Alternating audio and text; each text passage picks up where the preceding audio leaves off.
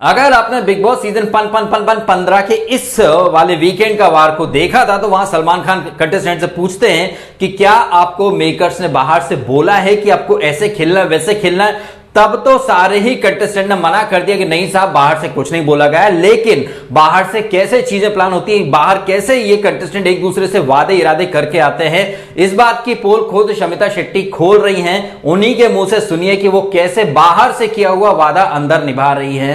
मैं ईशान का नाम नहीं लूंगी बिकॉज मैंने उसको प्रॉमिस किया है शो के बाहर ही। मैं ईशान का नाम नहीं लूंगी बिकॉज मैंने उसको प्रॉमिस किया है शो के बाहर ही। राइट, तो वो कंट्रीब्यूट करता है नहीं करता है, it's difficult for me. Right, I got it. तो किसका नाम लेना था? उमर। मैं उमर का नाम इसलिए लेना चाहती थी बिकॉज मेरे हिसाब से वो रूल्स तोड़ता है। ओ भाई मारो मुझे, मारो मुझे, मारो नहीं, ये मजाक हो रहा है। एक सेकंड यार, मजाक हो रहा है। नहीं, मैं उमर का नाम इसलिए लेना चाहती थी बिकॉज मेरे हिसाब से वो रूल्स तोड़ता है। वारी दोगली औरत, उमर अगर रूल तोड़ रहा तो तू कप्तान होकर तूने कोई रूल नहीं फॉलो करा। सबसे ज्यादा रूल तुम ही तोड़ती हो शम्मो।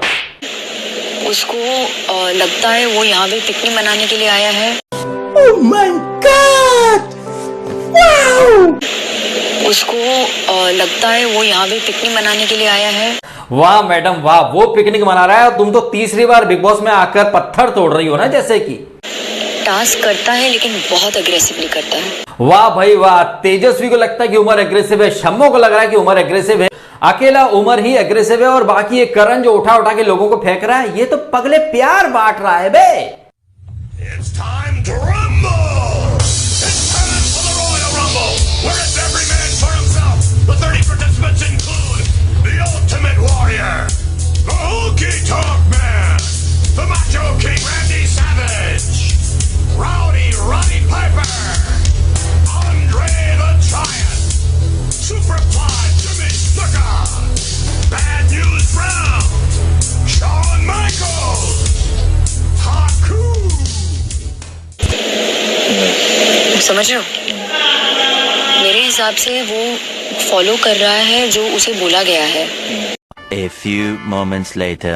मैं ईशान का नाम नहीं लूंगी बिकॉज मैंने उसको प्रॉमिस किया है शो के बाहर ही। राइट। देखा आपने कितनी आसानी से शमिता शेट्टी न सिर्फ खुद को बल्कि मेकर्स के भी गेम को एक्सपोज कर रही है। अगर इसके बावजूद आपको लगता है कि बिग बॉस में कोई पार्शियलिटी नहीं होती, कोई भेदभाव नहीं होता है, तो भाई साहब अपने दिमाग का इलाज कराइए। यहां भर भर के चीजें वेल प्लान्ड होती हैं। वीकेंड पर सलमान खान सिर्फ एक्टिंग करता है, जबकि सलमान खान को भी पता है कि जंगल में दंगल है, तो दंगल की थीम को वो जस्टिफाई करता है। वीकेंड पर सबसे बुलवा दिया कि बाहर से आपको किसने बोला ऐसा खेलने का, जबकि बाहर से कैसी कैसी चीजें प्लान है ये खुद शमिता शेट्टी एक्सप्लेन कर रही है। वो चाहे कुछ भी हो जाए, वो ईशान का नाम नहीं लेगी क्योंकि बाहर उसने सेटिंग करके रखी है। उमर को बोला गया है एग्रेसिव होकर खेलना, ये शमिता शेट्टी बोल रही है, तो डेफिनेटली शमिता शेट्टी को भी पता है, उसको भी बोला गया है, करण कुंद्रा को भी बोला गया है, तेजस्वी को भी बोला गया है कि आपको कैसे कैसे खेलना है। और आपने कल रात को देखा ही कि अचानक से तेजस्वी को करण से प्यार हो गया है और लाइव फीड में ये काफी ज्यादा कोजी होते हुए दिखाई दे रहे हैं। तो आप देख लीजिए कैसे यहां पर कंटेस्टेंट लाइव फीड के थ्रू